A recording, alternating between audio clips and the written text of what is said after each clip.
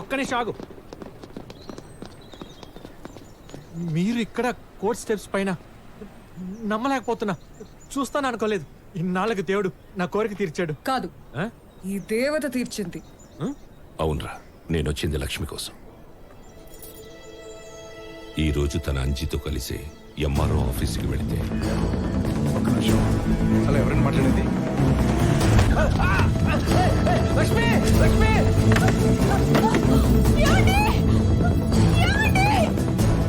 ఇది ఆ మైథిలి కన్స్ట్రక్షన్స్ వాడి పని అని భయపడుతోంది.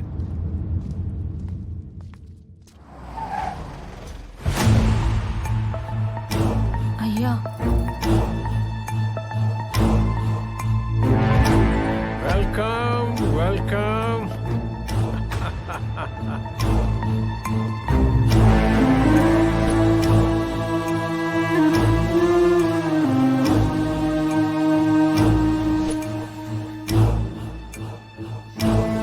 Congratulations lucky. Welcome to Vivek group of families. అదేంటి సార్, నేను మీ దగ్గర పనిచేస్తాను చెప్పలేదే. దీన్ని తీసుకోవడానికి అర్హత సంపాదించుకున్నాకే అందుకుంటానని చెప్పకనే చెప్పావు. మీకు అర్థమైందనమాట. Come on, take it. Sir, ఇలాంటి కాస్ట్లీ గిఫ్ట్ నా చేతితో పట్టుకోవడం కంటే మా నాన్నగారు చేతికిస్తే చాలా బాగుంటుంది సార్. పితాజీ, యా జన్మదాత యా కహా వహా చలో అవో. నాన్న, న్యాయానికి నేను చేసిన సేవ గుర్తింపుగా వివేక్ గారు విలా కీస్ ఇవ్వాలనుకుంటున్నారు. మీరు ఇటు తిరిగి తీసుకుంటే ఆయన న్యాయదేవత ఇద్దరు హ్యాపీగా ఫీల్ అవుతారు. Take it sir.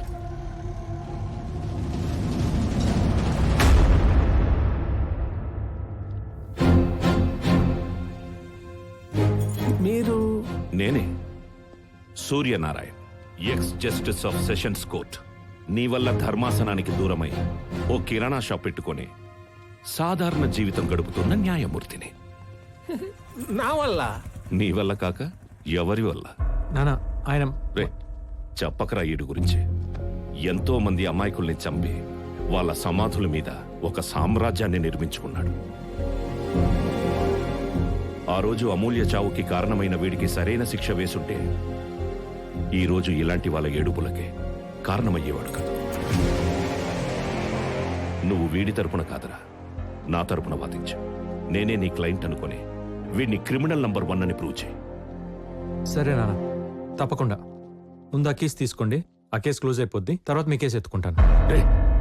నేనేం చెప్తున్నా, నువ్వేం మాట్లాడుతున్నావు? నానా, చిన్న ఇష్యూని పెద్ద చేయకు. నీకు ఆయన చూడగానే పాత మెమరీస్ బ్యాడ్ మెమరీస్ గుర్తొచ్చినట్టున్నాయి. నిజంగా ఆయన క్రైమ్ చేస్తుంటే బయట ఎలా తిరుగుతారు? ఇలా నాకు కీస్ ఎందుకు తీసుకొచ్చేస్తారు చెప్పు? అదే చెప్తున్నా కదరా, వీడు డబ్బుతో న్యాయాన్ని కొంటున్నాడు. లాని వీడికి ఇష్టం వచ్చినట్లు వాడుకుంటున్నాడు. సరే, అవన్నీ తర్వాత చూసుకుందా, కానీ ముందు ఆ కీస్ తీసేసుకో. ఏంట్రా కీసు గీసు? నువ్వు లక్ష్మి తరపున నిలబడుతున్నావా లేదా? సరే నాన్న, నిలబడతా. ఎంత డబ్బులు ఇస్తుంది అడిగి ఒక అమౌంట్ ఫిక్స్ అయ్యి. సూపర్. ఏమి ఇవ్వగలదు? మహా అయితే 4 కూల్ డబ్బులు. దీంతో ఎవరైనా క్రిమినల్ కేసు గెలవగలరా చెప్పు? ఇక్కడ ఎవడో ఫ్రీగా ఆరేసుకొని కూర్చున్నట్టు. ఆ కీసులు ఇవ్వండి సార్. రేయ్, ఇప్పుడు చెప్తున్నా, గుర్తుపెట్టుకోండి ఇద్దరు. ఎవడి వల్లైతే నేను బ్లాక్ కోట్ వదిలేయాల్సి వచ్చిందో, ఏ న్యాయం అయితే చెయ్యలేక నా వల్ల కాదని దాన్ని దూరం చేసుకున్నానో దాన్ని మళ్ళీ వేస్తాను. ఏ పుస్తకాల్ని వద్దనుకొని ఈ పవిత్రమైన ప్లేస్కి దూరమయ్యానో దాన్ని మళ్ళీ పట్టుకొస్తా. మా అమ్మ న్యాయ దేవతని కాపాడుకోవడానికి కన్న కొడుకునైన నిన్ను తొక్కి నార తీయడానికి నేను రెడీరా.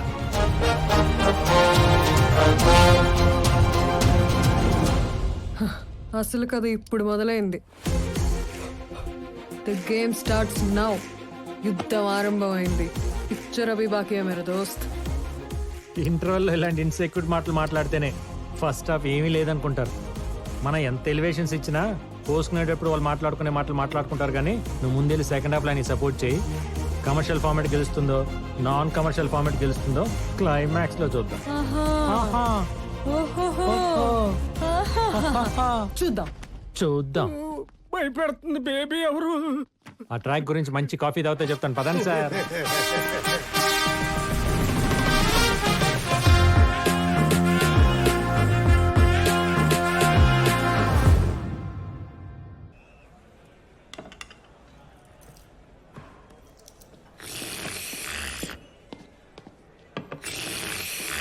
అది కుడితి కాదు, కాఫీ.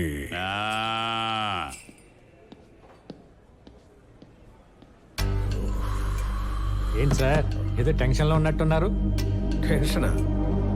ఎందుకు? నువ్వు అడగబోయే క్వశ్చన్స్గా. ఏం క్వశ్చన్స్ చెప్పండి. ఏ క్వశ్చన్స్? నిజంగా అమూల్య చనిపోయింది మా నాన్న వల్లేనా? మా నాన్న రిజైన్ చేయడానికి కారణం మీరేనా?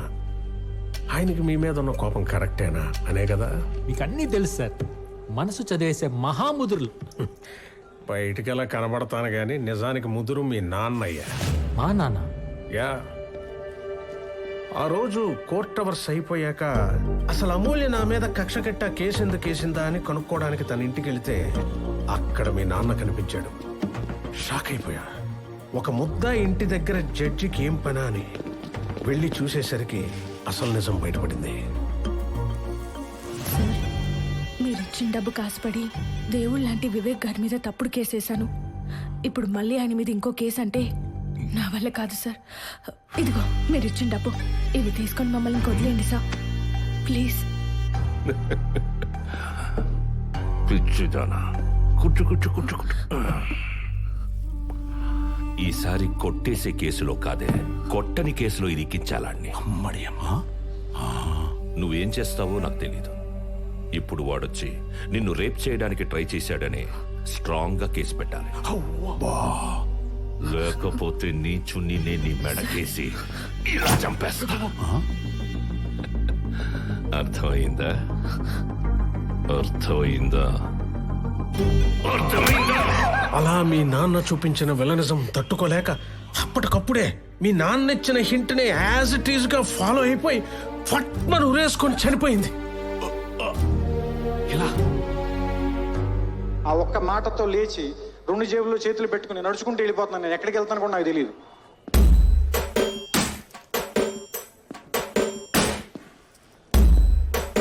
లక్కీ ఎక్కడికమ్మా? వినేవాడు వెర్రి వెంకటప్ప అయితే పంది రామాయణం చెప్పిద్దంట. మిమ్మల్ని పంది అంటే బాగుండదుగా, అందుకే వెళ్ళిపోతున్నా. పంది? రావు గోపాలరావు లెవెల్లో యాక్టింగ్ చేసిన అక్కడ అమ్మ బలకలా.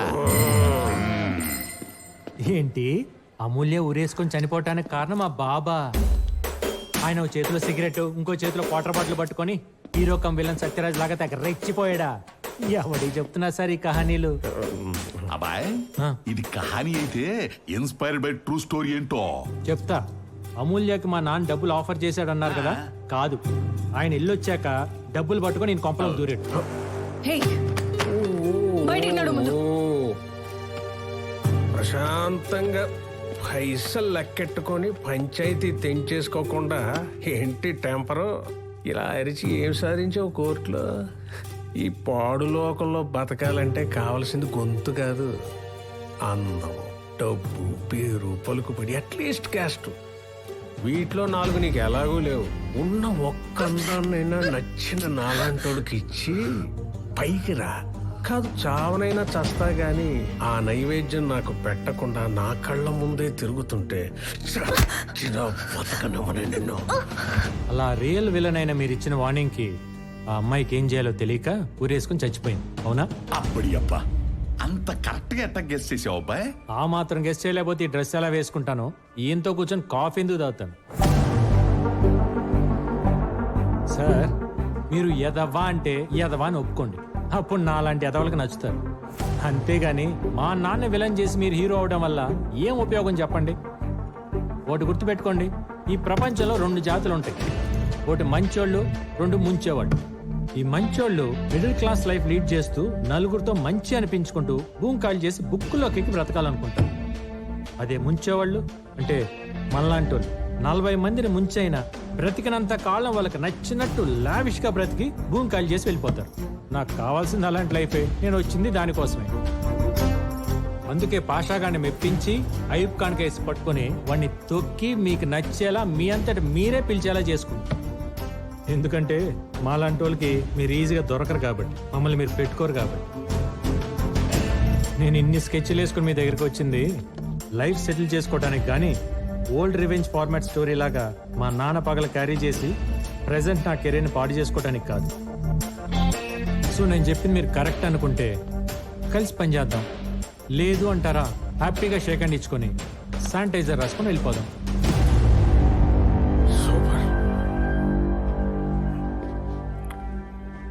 నచ్చావయ్యా, వెల్కమ్. వచ్చాయి.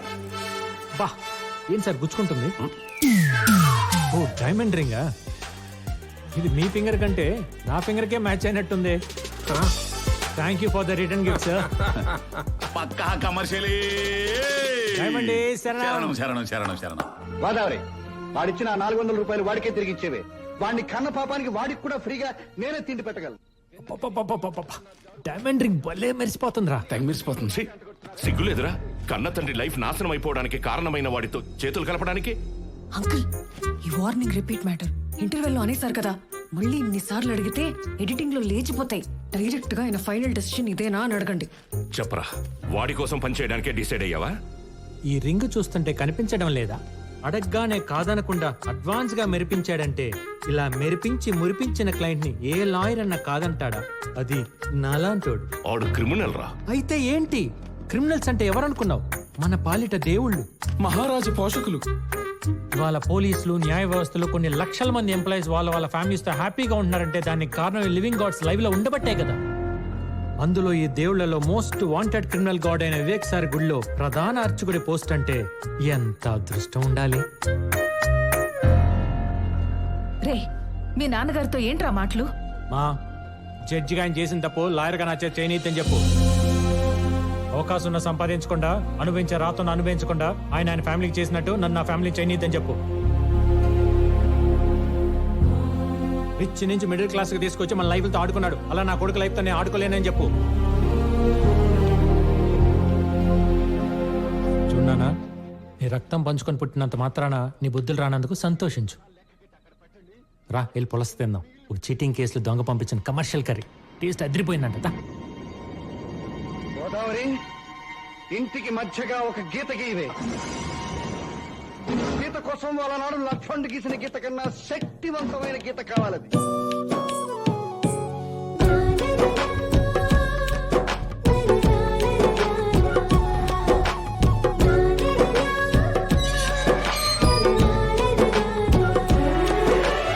ఏంట్రా అన్ని రెండు రెండు కనిపిస్తున్నాయి?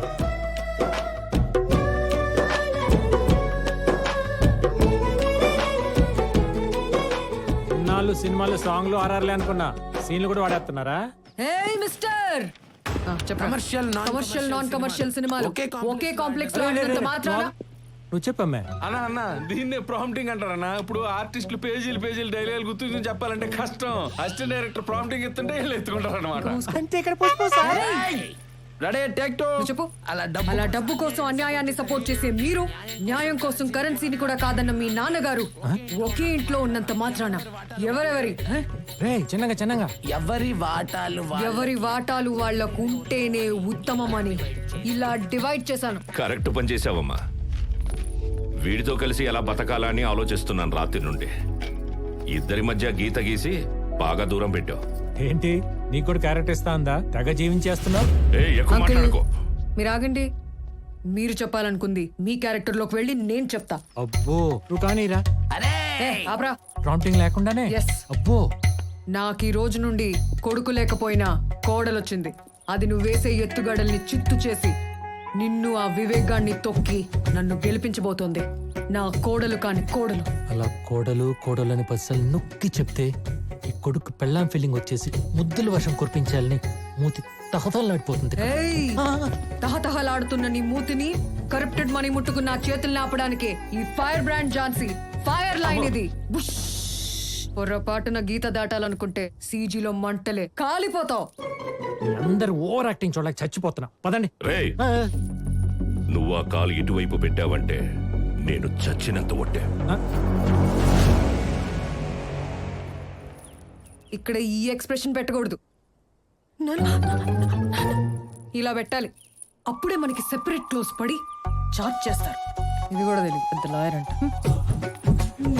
నేర్పిన నడకలివి. ఏంటి రాజుకు